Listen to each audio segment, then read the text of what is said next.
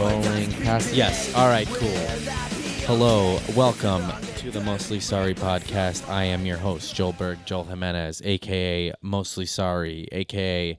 Mostly your buddy, your pal. Welcome to my domain.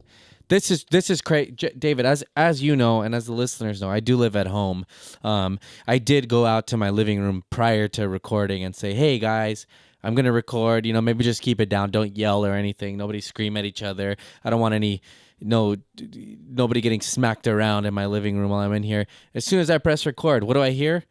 Just loud shit. What could be more important than episode 15 of the Mostly Sorry podcast? There ain't no Dodger game today. I don't know where this sound is coming from. I mean, I don't hear it. Just assume that no one hears it, and if they hear it, just know that it's probably domestic violence. No, absolutely not. We don't support that and or do it. But sometimes just there's a lot of like children in our family, and sometimes they'll just come around and just the kids are just loud. They have no filter ever. Anyway, we're going through changes here at the Mostly Sorry podcast. I'm using a new system to record audio. We got a new camera here. So, audience, forgive us if there's any sort of issues, and if there isn't and it looks perfect, you're welcome.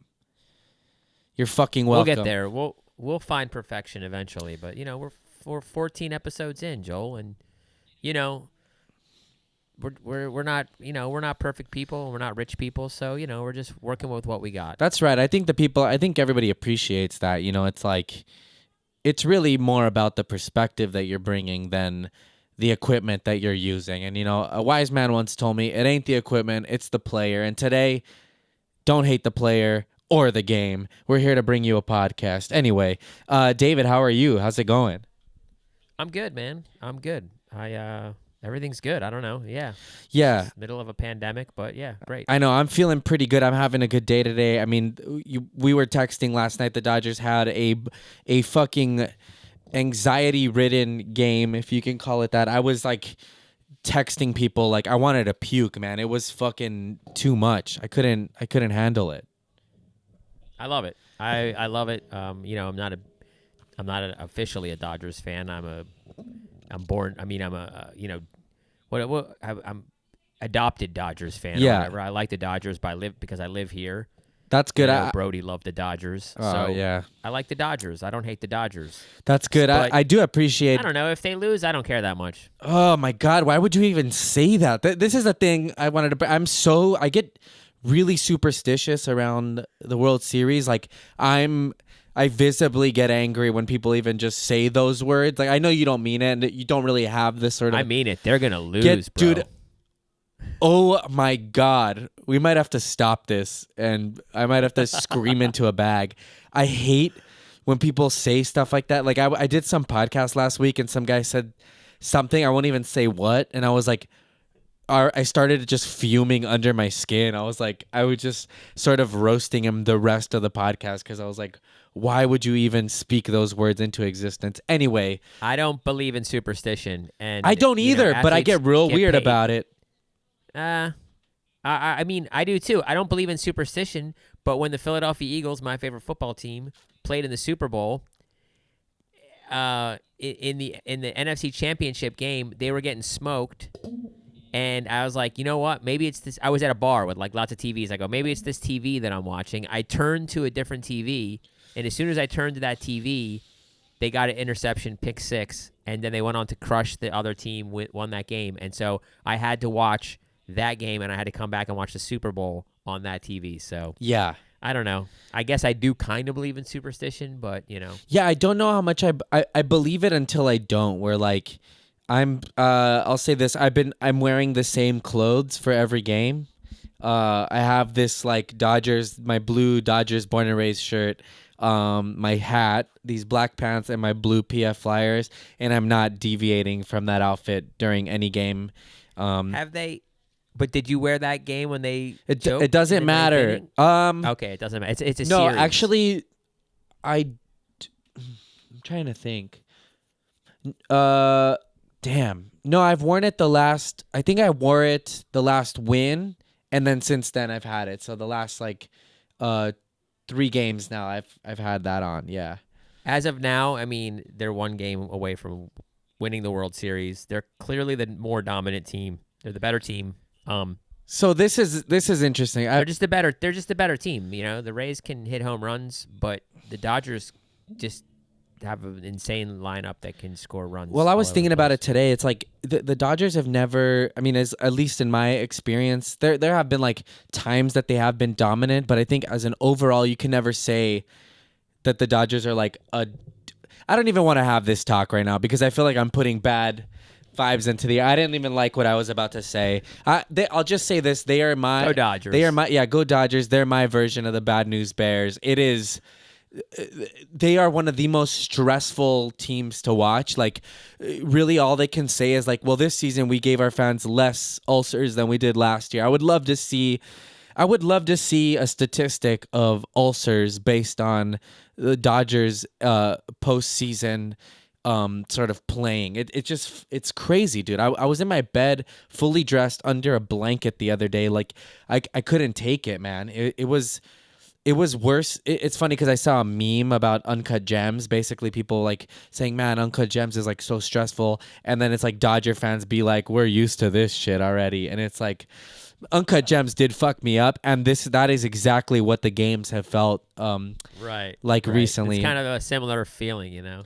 Yeah, and it kind of sucks because like you can't really celebrate with the city, you know. Like I want to like I've been lucky enough. Like my aunt has like an outdoor thing where we can all be like responsible and stuff, but like it's not the same. So it kind of sucks, but also it's kind of awesome. Like I'm just happy that that they're in it, man. Right, like they're gonna win the COVID cup. I mean, that's like But I don't sucks. care because nobody else did. Right. So it's like people could be Right. like, "Oh, you did it during this." It's like, "Well, you didn't.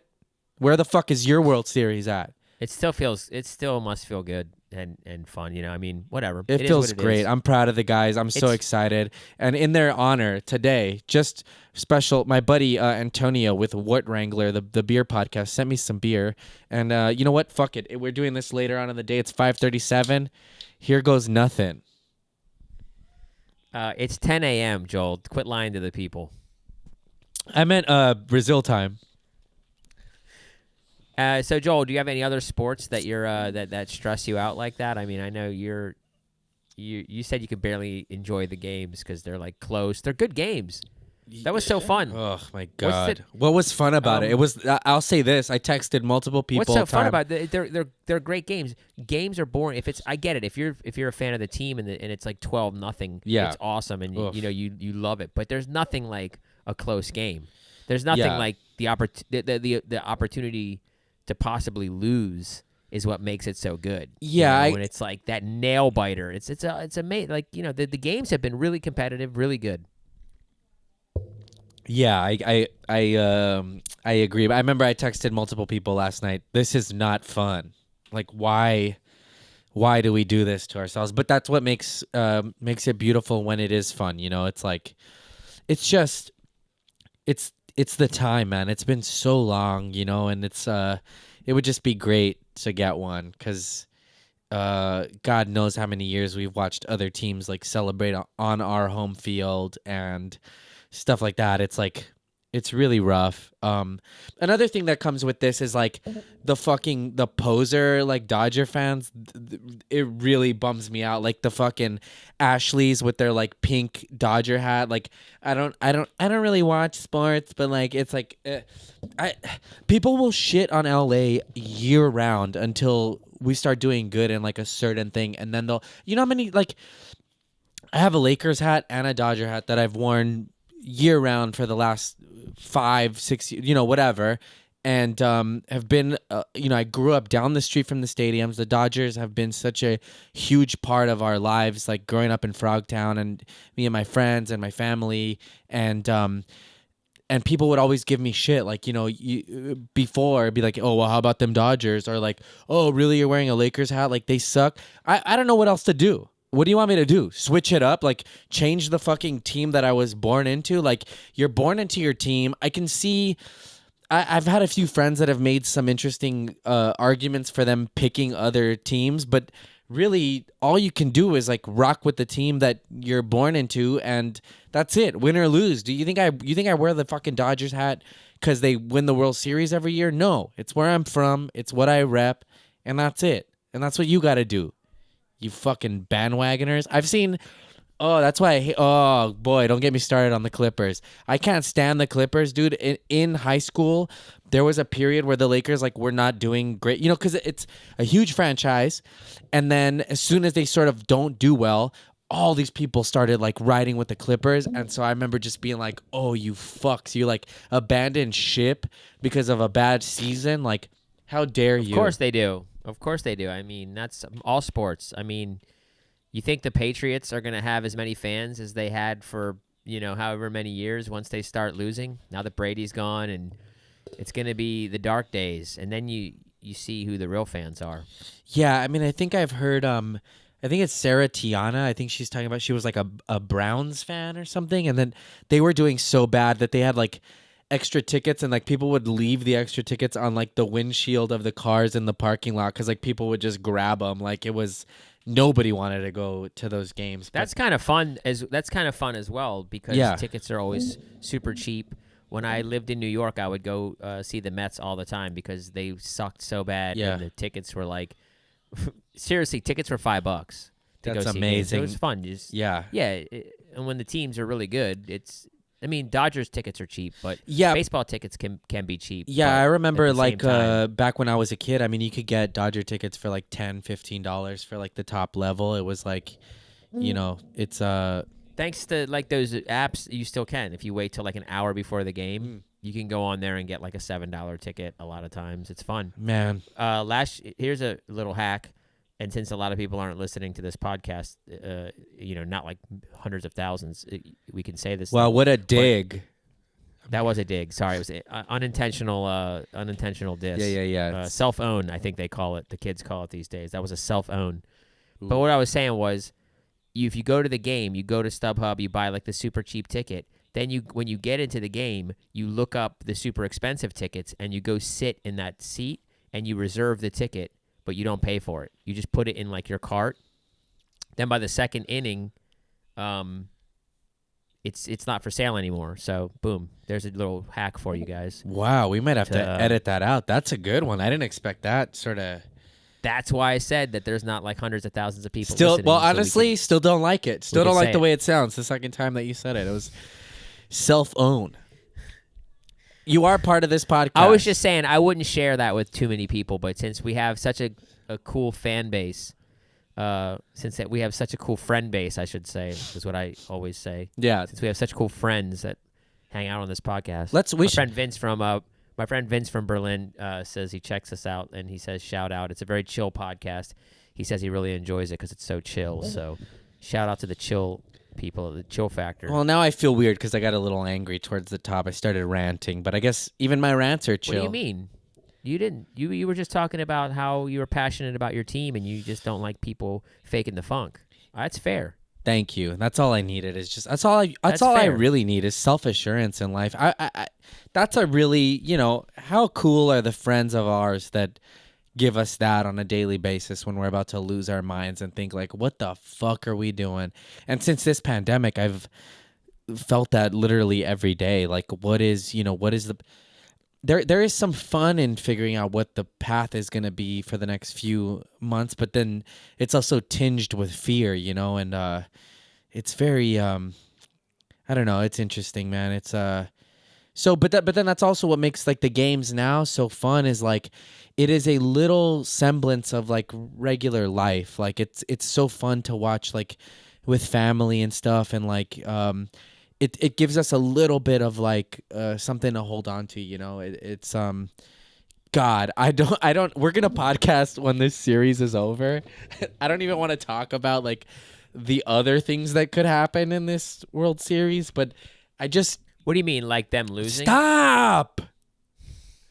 Why would you stop? We don't use those words here.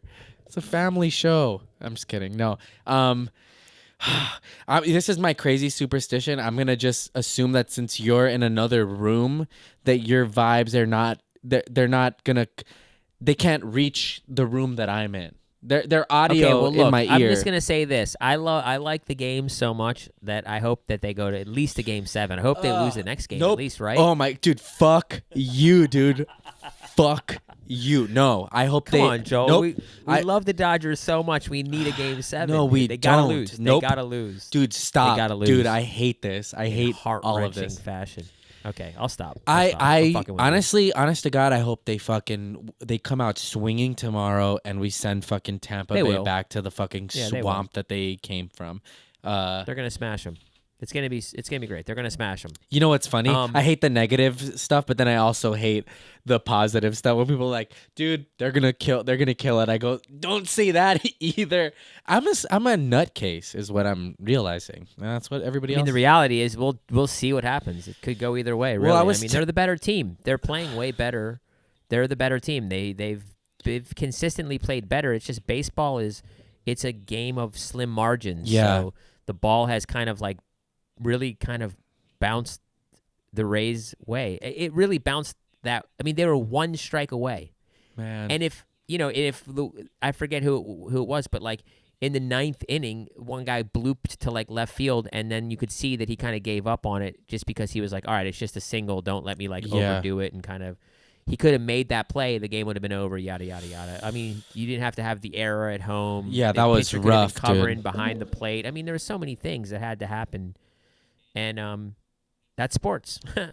That's why they're fun. You just That's why they're fun, because your team might lose, and then I Yeah. know you'll be sad, but it's gonna be great. Yeah, it's just when they it's lose. it's not gonna be really pretty even fun. the sadness. It's like againness. It's like it's last night I was like, before they won, I was like, if they lose this, like this is they have a disease. I don't know what to say. There's no scientific. I don't understand what it is. It's like they seem to do this every year. It's like, but I love them. It's you're right. Well, I'll be honest with you. There is a mental edge that being an underdog gives teams. If you Yeah, look they have at less to the lose, overall, kind of. Yeah. They have a lot less to lose. The pressure, and they're probably more motivated because, like I said, the edge is so slim that that mental that like I'm gonna like everyone's saying I'm gonna lose. You're gonna try that much harder, and Yeah. the edge is so small. You don't have to try that much harder to get the edge. Well, I'll equate That's that. why Phil Jackson was so amazing. That's why the Lakers were so amazing, because he had mental like preparations that he would prepare his teams mentally as much as he would physically. Yeah, I've also heard that I think in his book he talks about doing acid and watching a game, and then he said that something just clicked in his head where he understood it. Like something happened where he just like got the game's number. But speaking of underdogs and stuff like that, it's like I always felt that was sort of what helped my evolution in the Kill Tony show I feel like I had a little bit of underdog status, and I also I don't know, I had just come from like the open mic world, so I still had like that, like the backing. Like even sometimes Tony would be like, wow, the comedians even have your back. He's like, that's gold, when the comics have your back. And so I've definitely felt that. I don't know if to this day, I guess I still feel that way. I like to keep a bit of that underdog feeling. That's like, it's important to keep that. I think a little bit of a chip on the shoulder and underdog is good. I think there are moments where that gets a little bit wild, but and can start to be a detriment at a certain point. But I think a chip on the shoulder plus let's see, let me see how to word this. A chip on the shoulder plus like decision making power can sometimes lead to a little bit of like corruption, because if you're like a nerd who gets bullied all your life and then now you're king of the nerds, then you start to make rules towards the other nerds, and then they're like, hey, wait a minute, I thought we were fucking all nerds here, and you're like, no, but I'm king of the nerds, nerd. And then they beat the shit out of that nerd and they shove him in a closet. or a locker. Were you ever shoved in a locker as a kid? That's such a cliche thing. I was. Really? I was. How long? Yep, What's the longest you ever spent in a locker? And what a traumatic experience! It's like a comedic wasn't thing that now, bad. but I don't know, dude. If you really not even from like a pussy sort of standpoint, it's like shoving a human being that's like a child into a locker. It's embarrassing. It's demoralizing. You have to after even the act of it, you got to sit in the locker and like think about your life, and then also just be like, hello, is anyone out? Like, when are they coming to save me? So tell us about it, David. Tell us about it.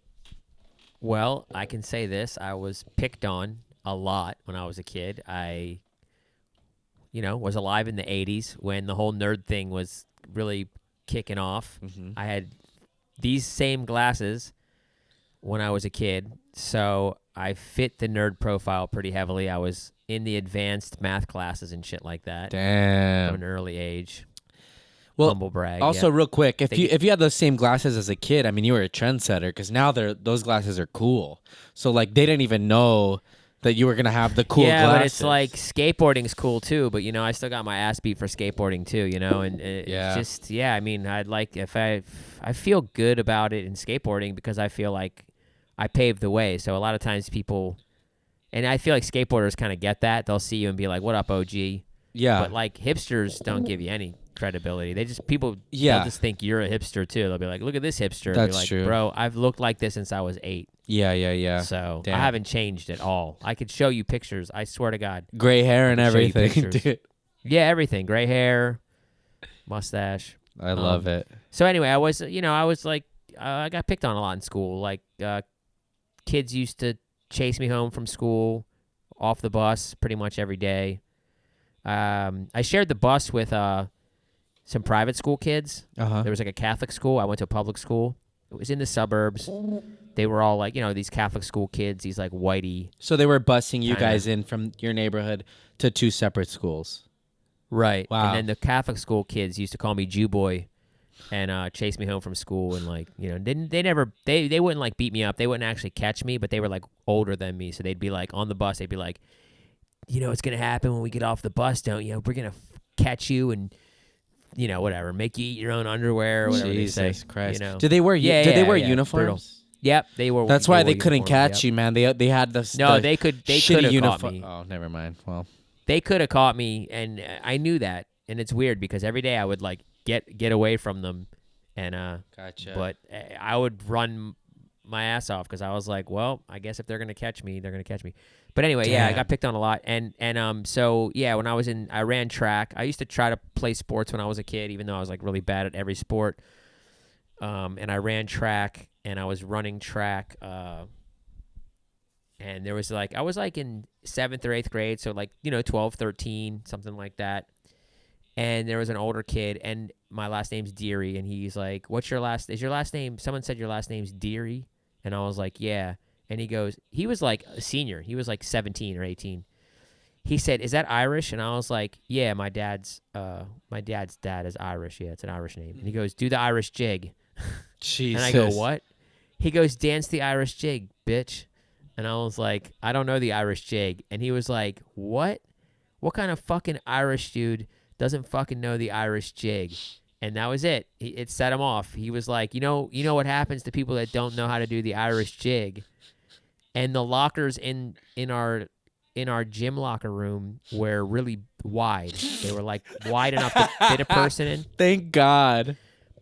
but they weren't tall enough to fit a person in. They had to like no. knock out the middle. Okay. But there was a few that were knocked out. So he grabbed me by my track and field uniform, and he drugged me around the locker room until he found a locker that had the middle part ripped out. You guys went locker shopping together until he Yeah, found... we went locker shopping together. You had a measuring And then tape and shit. You're like...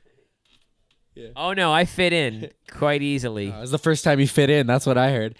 Hey, that is a... Yeah, so he shoved me in the locker, and then he got everyone in the locker room to come and laugh at me. I think dudes were like maybe shaking the locker, Oh, my so it was shaking a God. little bit, which was terrifying because it was like it felt like I don't think it could have like knocked over because it's like a whole row of lockers. But like imagine if they like accidentally tip it forward. Oh, yeah, and you're I'm just, trapped like, in there? Yeah. trapped in a locker. And then they piss and on then it while it's on the ground. I was gonna say one dude was like, let's piss on him, and everybody was like, oh come on, dude, chill out, dude. And then they just stuck a pencil in to like lock me in for a while, and then they just let me out, and that was that, you know. So there's a bunch of. But I will say this, Yeah, I never please. got a swirly. Man, well, if for all you people who live under a rock, a swirly is where they stick your head in the toilet and they flush it. Yeah. That's the one. Man, imagine. Oh, there's a lot of shit to unpack with what you just said. It's like, as you were talking about this guy asking you about the Irish jig, it's like, well, the time moved on my joke. I was going to say that kid grew up to be Conor McGregor. Anyway, all right, joke's not that funny. I said, hey, let me revisit it. Who cares? It's my show. I can bomb if I want.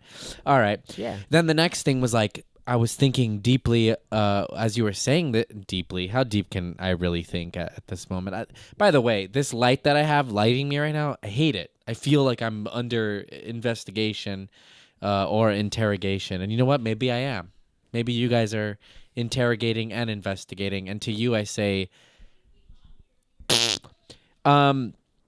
this is what happens when I'm celebrating and I have I can't wait to see the comments on this. Anyway, what I was thinking about was people, the nature of bullying and sort of like, I wonder what that kid was getting at home, you know?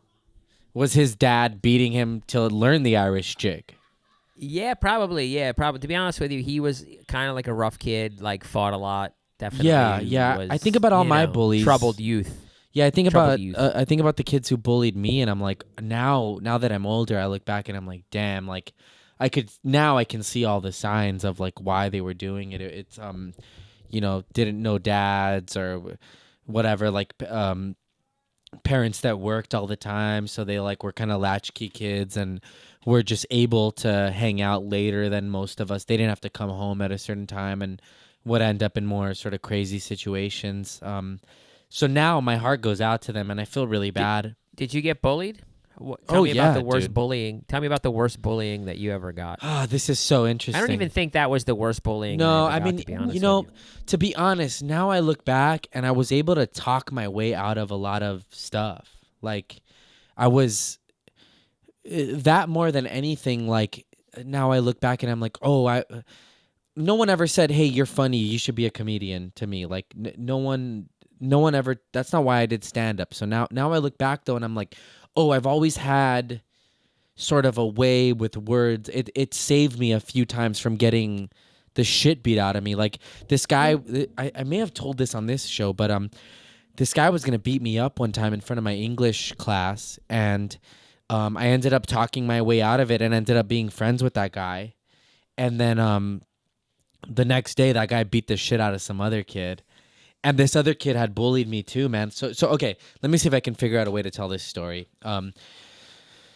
So somehow, I was like a loudmouth, but I wasn't funny, and I didn't really have any tact in high school. I would just sort of, I was more disruptive than like funny or smart. Like I wouldn't say I was a class clown. I was just more disruptive than anything. I look back at some of the class clowns, and they were like, I look at them almost like the way people look at their favorite comedians. Like they inspired me. I was like, man, there was this one kid named Justin Munar. He'll never watch this, but that guy had like accents, dude. He had accents, voices. He was funny. Like, dude, he was almost like a fully flushed out like comedian in the 6th, 7th, and 8th grade. He was so funny, and it was so it inspired me. I was like, man, I need to like step my game up. And but I think about him every now and then. But so anyway, so I didn't have all that, the sort of skill that he had as far as like being a real performer at that age. I would just whatever. I remember I would run to the piano in the classroom and just start hitting keys and act like I was playing the Mortal Kombat theme song. I would be like dun dun dun dun dun dun dun dun dun, and I would scream Mortal Kombat. Or I would like come into the room and like jump on one of those like fold out tables, and it would like smash on the floor. Like I would just disruptive, like those foam core ceilings that classrooms have. Like the teacher would turn and I would stick pencils in it and then when it would turn around. Yeah, you could chuck a pencil up at it. Yeah, so by the end of the class I would have like 20 pencils, right? Like, and he would walk underneath it, and I would just be like praying that they didn't fall, because some you stick in really quickly and they're not as like firmly into the wall, so they could fall. I had this. I'm almost off the rails right now, but we'll get back to the bullying stuff. But I had this one teacher. Oh, I want to apologize to my teachers so bad. There are some teachers I just like wish I could find and be like. There was this guy, Mr. O'Connell, and he was so sweet, dude. Like, he was a nice guy. He knew that I was like sort of disruptive, and he would go, "Look, I don't care what you write your paper on. Pick whatever it is you want. Write it on that. Whatever it is, anything. It could have been skateboarding, whatever." And I would still like. He had long hair, and I would just like be like, "Fuck you, Jesus." I would like just be such a dick. He wore Birkenstocks. He rode his bike to school. And we were on the third floor of the science building, and I'd be like, "Did you carry your bike up here?" Like, I was just so mean to him. And he would try everything he could to try and like help me out. And so if you're out there watching this, Mr. O'Connell, He should have gave you mushrooms, dude. That would have got through to you. maybe it was a few years till I did that. Anyway, but so the worst I got bullied. Now that I look, I don't even know how I got here. Honestly, maybe I shouldn't drink and podcast, but also I'm having a fun time right now. This is great. What are you talking about? So what happened? I mean, this is a great story. It's all connected. How did you get bullied? Tell me about the time you got bullied.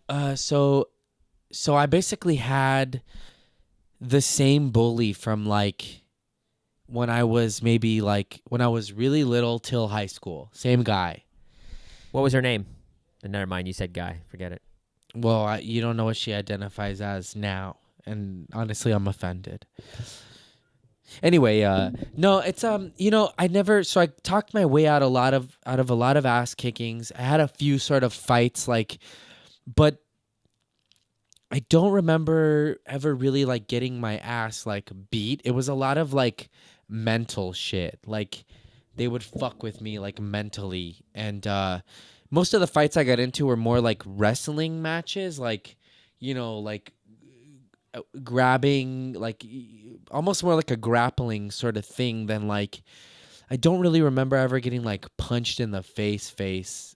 I'm sure it happened, but one time these two guys tried I to. definitely got punched in the face. Yeah, I'm trying to think, man. Mine was like, I think they saw that I was like a sensitive kid, so like they could just like say stuff to me and ruin me, and then they'd be like, "Oh, look, this fucker's crying. Like, you gonna cry? Oh, look at this fool. This fool's crying. Yeah, don't make me kick your ass like last time." And I was like, okay. I remember I got bit in the back one time. I was so now that I look, when I joined jiu-jitsu, I was like, oh, I've been grappling since I was a kid, because like if somebody were to fight me, I would like close the distance and hold on and grab them and like. And fucking, I remember holding a guy in my aunt's front yard for, it must have been an hour.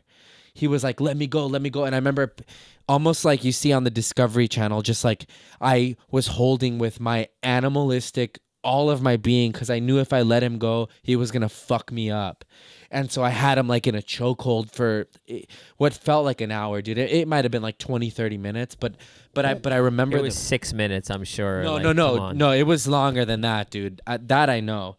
But so I remember always like kind of grappling dudes. I remember like I would do like back breakers on kids. Sometimes I would like pick them up, put them over my knee and stuff.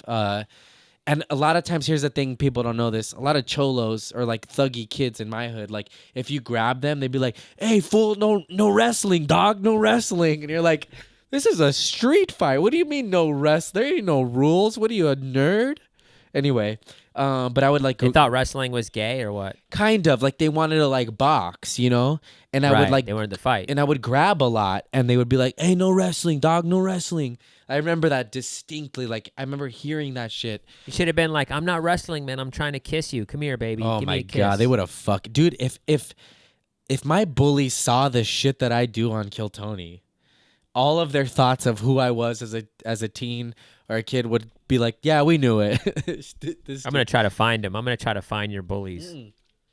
Here's the thing. I'm gonna go to Frogtown Skate Park. They all moved away. They're all doing construction in fucking Fontana or Riverside. Fresno. Yeah. So enjoy. They all moved to Fresno. Yeah, enjoy fucking Norco or Corona or wherever the fuck you. I'm gonna call Bakersfield and start looking around for some construction and be like, "Hey, I need a new roof. Do you know Joel?"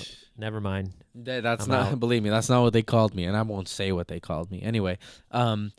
But yeah, I remember that. So I had about, let me count. I had one, two. So I had like one guy that was like I was kind of friends with, but then we'd fight every now and then somehow. And then I had one guy who was like my straight up bully. Like when I got to high, like so Would I he take your money and stuff? no, he would just like fuck with me. Like I don't remember, dude. Like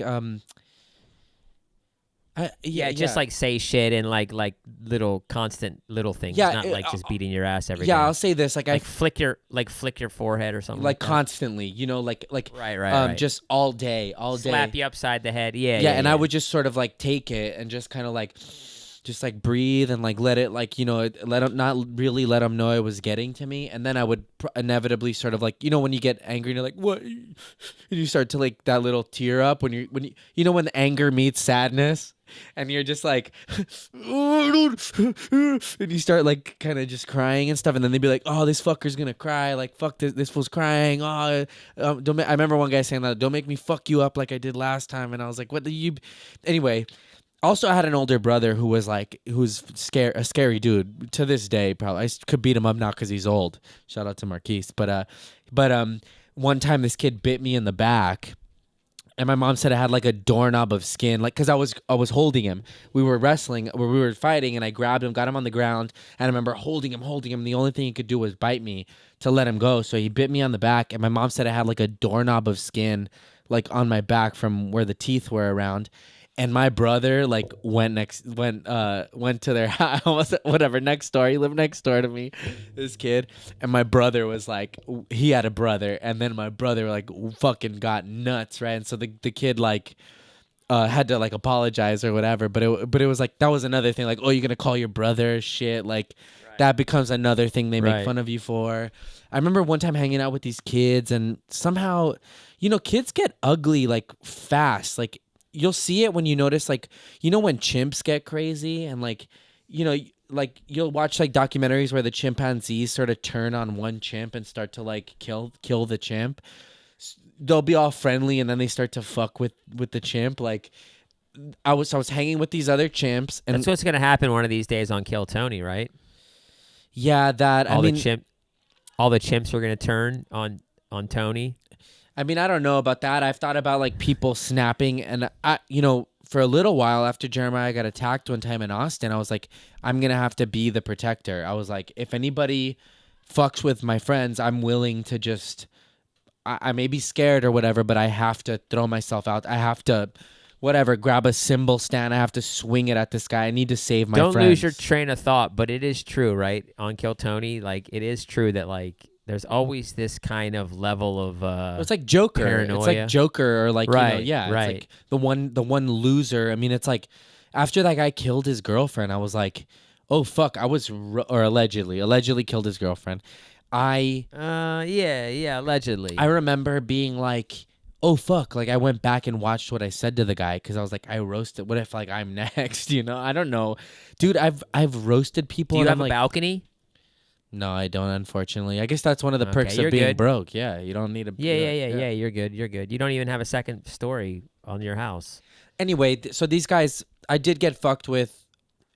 Here's a more interesting thought that I was thinking was, I was trying to make this joke work for a while that, yeah, I got bullied, but even every nerd has, like, shot a bird at some point. Like...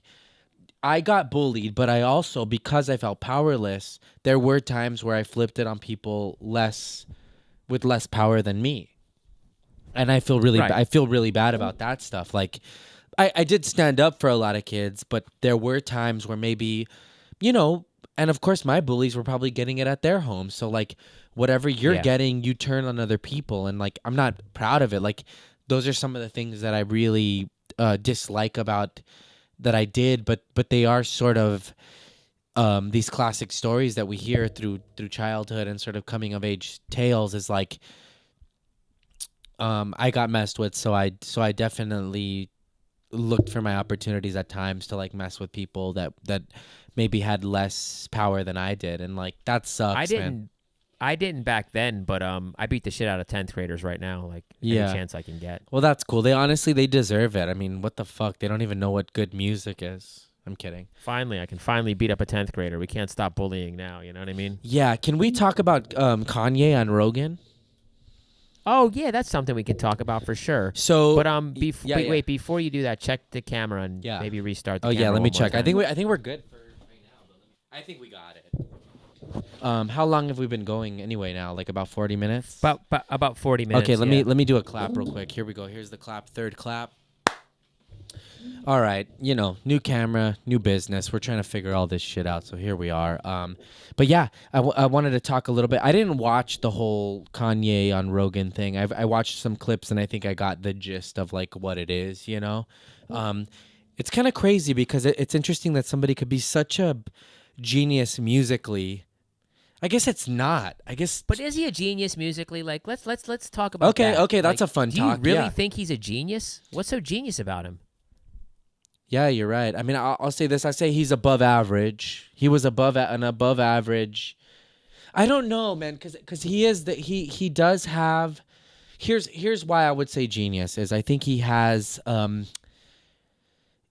After listening to sort of Rick Rubin talk about how he produces and stuff, what it really boils down to is taste, more than schooling, more than Right. any of that. It's like taste. I think that Kanye's taste is. It has set a lot of trends. He inspired an entire generation. I mean, like little Uzi Verts and those kids, 808 and Heartbreak was their Bible, which is it set off whatever new music has become. I don't know. It's an interesting question because But I do hear you think genius. that- I think okay, like but- Prince, who was like a true, Right. a Oh my fucking, God, or yeah. Rick Rubin. It's like a true. I mean, do I think that Kanye and Prince were the same? No. Do I think that if they sat in the same room, though, they would enjoy each other and make something really brilliant? Possibly. I think that maybe Prince would argue that if he met Kanye, would be like, yeah, Kanye's a genius. But there is this weird. But sort then of I would thing. ask Prince what he means by that. You know what I mean? Because in my opinion, Kanye's just smart enough to know who to imitate, when to imitate them, and who to imitate them for. Yeah. You know, and he got lucky in a sense that he worked with literally the biggest person in the hip hop game, right? Jay-Z. Yeah. That's who set him off. Yeah. So, I mean, is Kanye a better producer than Pharrell? Honestly, Like, this is a is bad he more question. musically talented than Pharrell? This is a bad question because I've never been a Pharrell dude. Pick another person. I respect him a lot, but I'm not a huge fan of that stuff. But I mean, Pharrell's way more talented. He plays instruments. He has yeah. He has composition skills. He writes songs. If How you about listen this? To NERD, Madlib? I'd say Madlib all day over Kanye. It's got to be a Jay Dilla. Oh my god! Oh my it's God, Not even, it's yeah, not even a yeah, yeah, yeah. conversation. Yeah, it's not even a that's- conversation. Yeah. Yeah. It's not even a conversation when you talk about Dilla. No, It's of like- course. The world agrees that is a completely unanimous decision. And Kanye, another one of these people like that says, you know, I got 10 minutes in at the most, Mm-hmm. and right when Me Joe too, me Rogan too. asked him why he wanted to be the leader of the free world, and he just didn't have an answer. He didn't have an answer other than God had told him. Yeah. No, that's not good enough for me. Yeah. That's not good enough for me. Like that proves that it's all about you. Yeah. I want to be the president of the United States because, like, there's no title bigger, and you want to be this big time CEO. You want to be this big time. You want to be this thing that fills a void bigger than music producer, Mm-hmm. which is what you are. You're a music producer. Mm-hmm. That's all you are. You're. I don't even really consider him a designer. He kind of got laughed out of the design world, to be honest with you. Yeah, I remember him being upset about that for a little while, but it's yeah, I don't know. It's interesting. I like that. I enjoy the idea of sort of like holding these heroes under scrutiny and sort of seeing what it is. I mean, I would say, a bunch of his first records, I think that his taste is sort of, I don't know, I love his music. I love his Me music. too. I Absolutely. dude, I he's absolutely love amazing. it. Yeah. I love his music. But is he like more valuable than the RZA? No fucking way. Oh man. And he man, doesn't that's even a talk good about one. The RZA.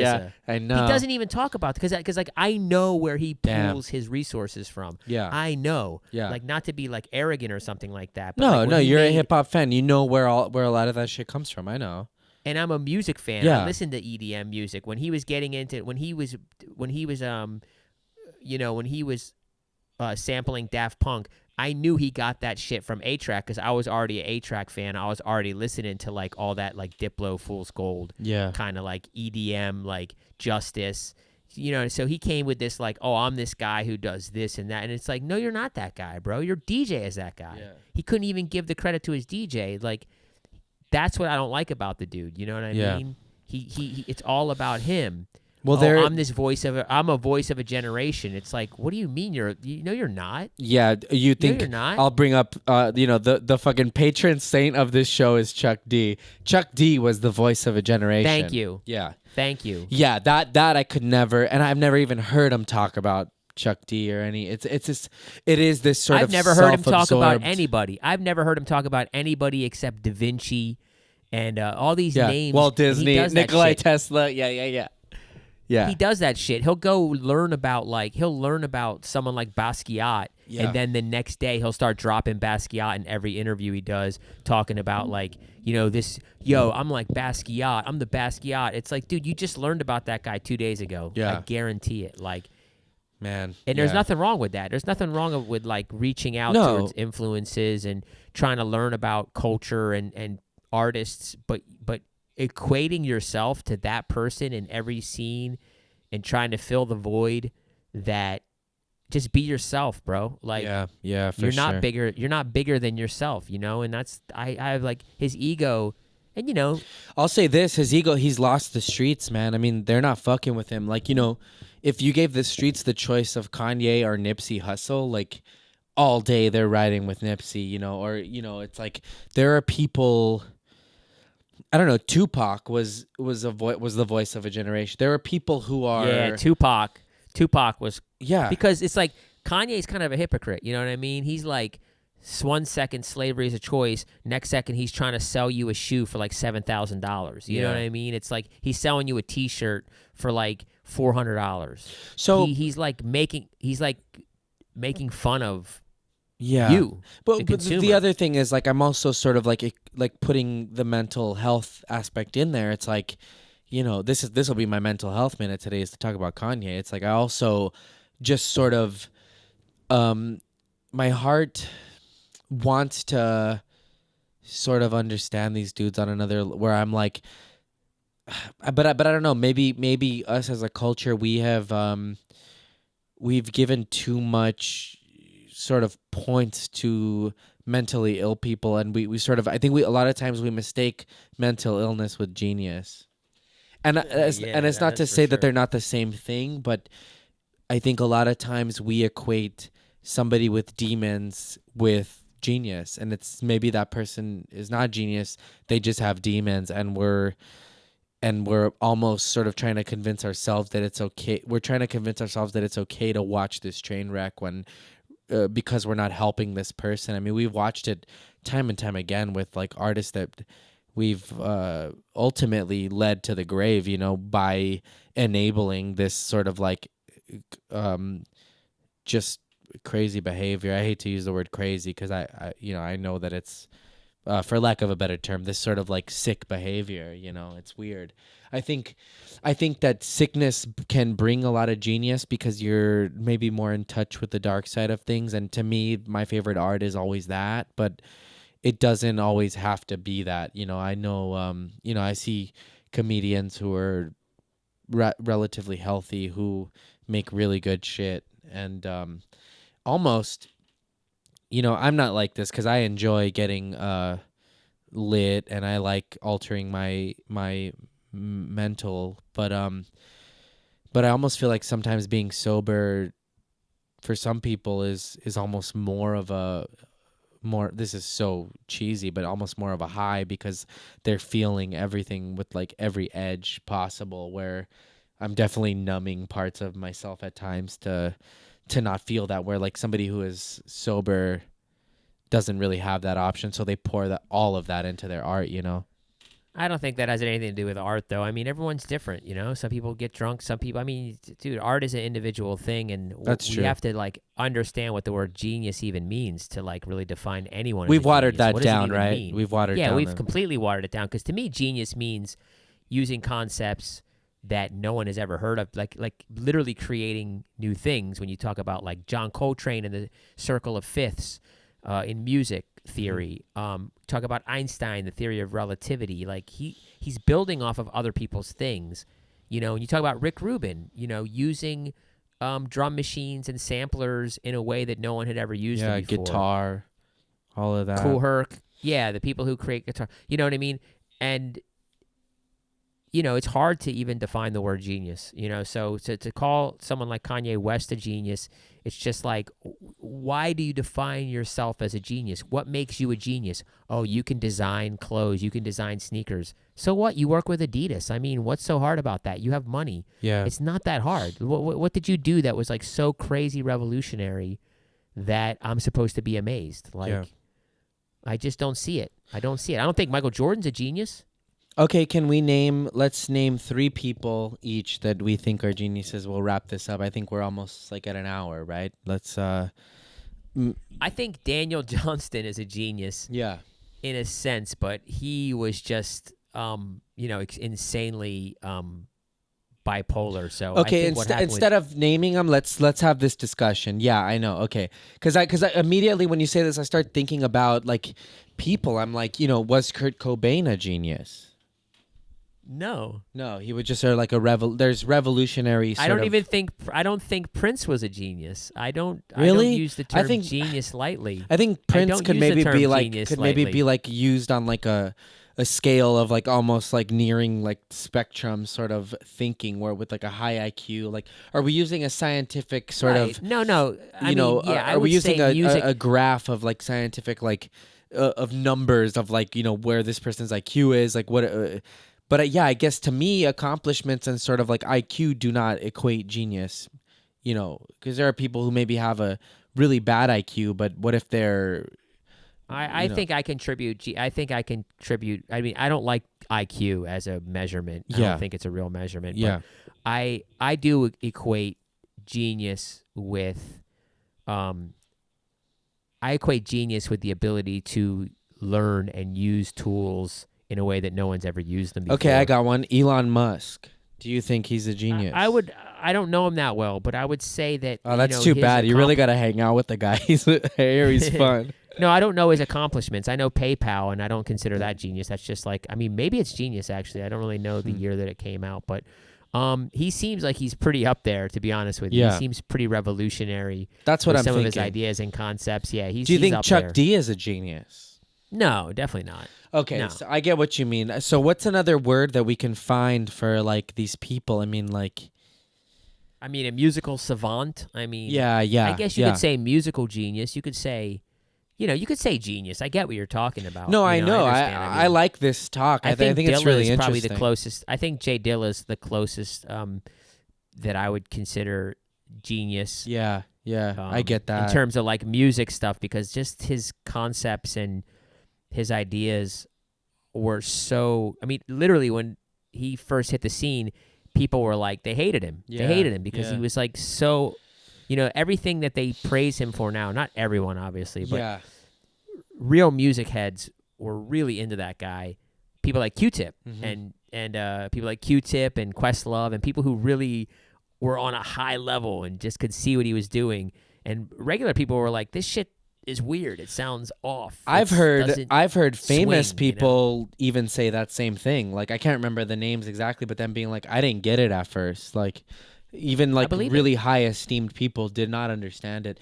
I've been trying to because I learned this sort of like, he did this thing where he would go, I don't remember the number of the count, but he would do this swing thing. It was the same sample, sort of the same bedding sample, where say you had a piano where it was like ding ding ding ding ding ding ding. He would do this swing beat where it was like boom dum dum dum dum dum dum, or I can't really think of it right now, but then over the same keyboard thing, out of nowhere, the drums would go from that swing to a boom boom boom boom. It would go to like a more straightforward thing, and it was definitely like sort of this revolutionary thing that and I'm not describing it well. There's videos online about it, but I've tried to do it in my own thing, and it's hard. And I have every tool at my disposal. I have quantization. I could totally do it with technology, but this guy just did it because that was what he felt in his heart.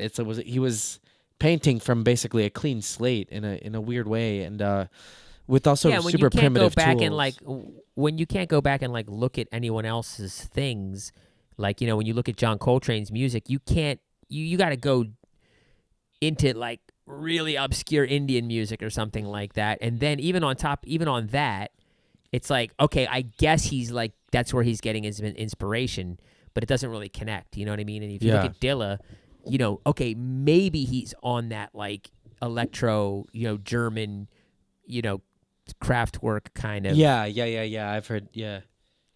I guess. Well, but that's then where I he what got his kind of sounds and his vibes from. But it's like the swing. It doesn't really make sense. You know what I mean? Like it feels like he got that shit from a dream. Well, what's cool is Roland like Kirk. That's who I think is a genius. Roland Kirk. Okay. That guy's a musical genius. The guy who he created plays the three Roland. saxophones. No, I'm just kidding. He plays 3 saxophones. Damn. He's a blind guy. He saw it in a dream. And Sun Ra. I also think Sun Ra is a genius. Damn. Yeah, because they have concepts and ideas that like no one was doing, no one was even thinking of at all. Like Sun Ra was playing like synthesizers and shit way before anyone else. He was, Sun Ra. And, this is a good Roland talk, Kirk. man. Maybe the Patreon episode we do should be mostly geniuses. We should think about this. That's a good idea. I That's a good idea. I really Let's think like about this that. talk because now I'm looking back at people that I really admire and people like Jello Biafra or like things like that. I'd be like, yeah, he's a genius.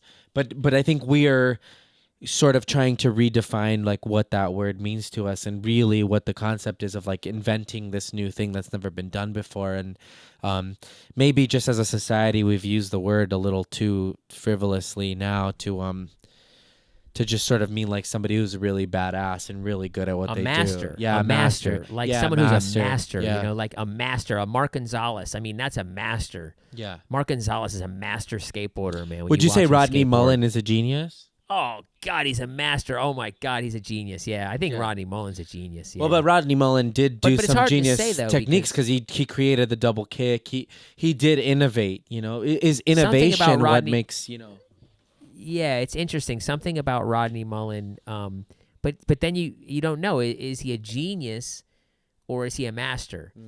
Could he do that? I think when you look at it, I bet, and I'm not willing to, I don't know. I can't prove this anywhere, but what if Rodney Mullen, just the way he thinks about things, if he did the same thing with a guitar, he'd have been like a Jimi Hendrix or something, Yeah. Because just he's obsessed with the skateboarding. So he's obsessed. He did it every day. He barely had enough space in his garage, and he would go every day for 8 hours. Yeah. And he was trying things that no one was trying, and he was just doing it by himself in his own mind and came up with so many different things.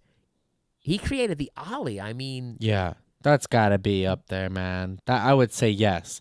I'd say I would say he might be a genius. He Yeah. might be the type of person, the way he thinks, he might be like, right now, he might be coming up with some like crazy shit. So in with, post, like, we're gonna put you a know, picture up of Rodney Mullen. We're gonna math. put the genius check mark on Rodney Mullen. I think that I think that a lot about like drug dealers or like certain like gangsters who made billions of dollars outside of the system. I'm like, if they were born into a different situation, who's to say that they wouldn't be a CEO of some company? It's really amazing. But Well, technically, they are the CEO of I know, the company. I It's know. just Yeah, you're right. It's an illegal company. Yeah, It's just, yeah. you're right. I mean, obviously, drug dealers could be amazing. They could run a record, record label. they have, or, man. Fucking. Or that's like crazy. Jay-Z. I mean, Yeah. huge. CEO drug dealer. of the ROC. There you go. Hove. So crazy, man. But yeah, that's it. We had some technical flubs. I enjoy this. I think that's something to like chew on, is like that thought of like what we do. But I feel like Kanye's appearance this week on Rogan was really sort of, the internet is undefeated in sort of exposing stuff. And I think that him talking for longer than 10 minutes has a lot of people sort of like being like, wow, we watched 3 hours and didn't really get anything out of it. There was no real substance, and it sucks. I think we should continue the conversation about Kanye on the Patreon Okay. episode. Okay. How about this? I'm gonna watch. We have a lot. We didn't really. Yeah. We didn't really talk about. I'm it. gonna. Yeah, I'm let's gonna both watch it completely. Yes. Let's watch it together, and then we'll do the Patreon episode. Let's do that like Wednesday. We'll take some time, and then also let's talk a little bit about in our minds. First of all, let's define genius. I'm going to look at the actual definition in the dictionary. Oh, wait. Hold on. I have one right here. Before we go, let's do this so that we can move on into the Patreon with this. Hold on. We'll do a little research for our Patreon episode. That's good. And if you want to join the Patreon, the link is in the description. And thank you so much. It's $3 a month. And we're gonna make a short film at some point, right? Yes. I can't wait. Here we go. I got it. Genius. We're going to make a horror film. Here we go. Noun, with high power of mind, person with this, tutelary spirit, prevalent feeling, taste, character, spirit. Well, I don't know what year this dictionary is from. This is Webster. Yeah, I don't know about that definition. I mean, but I don't know. Anyway, seems If like that's the definition of genius, then I guess Kanye's a genius. I don't really know. yeah, taste we talked about. But anyway, yeah, let's look into that. That'll be fun. We'll do it on the Patreon. We'll do mostly genius. And we'll figure it out. I'm gonna make a list of people that I sort of think are geniuses, and we can debate that. That's interesting, though. I like that. Sounds great. Well, hopefully all these files got saved. Hopefully this looks good. Hopefully I wasn't buzzed and incoherent, but I had a fun time, and I'm a human being too. I like to relax and sort of like have fun. I don't want all this to always feel like work. I want to the reason I wanted a podcast was because I wanted to just infuse myself fully and who I am as a fully realized human being into some sort of put it on wax, as the kids say. And so if this is a moment on wax that I was a little wild, let it be, fucking here it is, and here's my guitar, dude. I wanted to do that the whole show, and honestly I don't like the way that I brought it up towards the end, but anyway, maybe I will buy that guitar. But all right, here we are. We love you guys. Thanks to the Patreon. We got an email. I got an Instagram. Send me your questions at Mostly Sorry. The email is mostlysorrypod@gmail.com.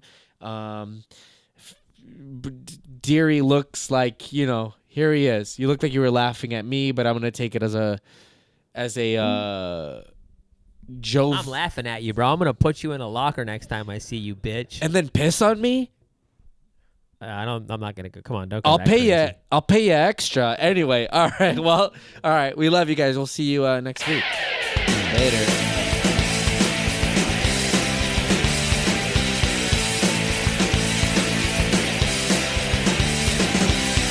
Gunshots on a gun, I don't wanna be. Guilt trip, these drugs are inside of me. This is not where I wanna be. This is not who I wanna be. And these words I speak today, will that be okay? It's a long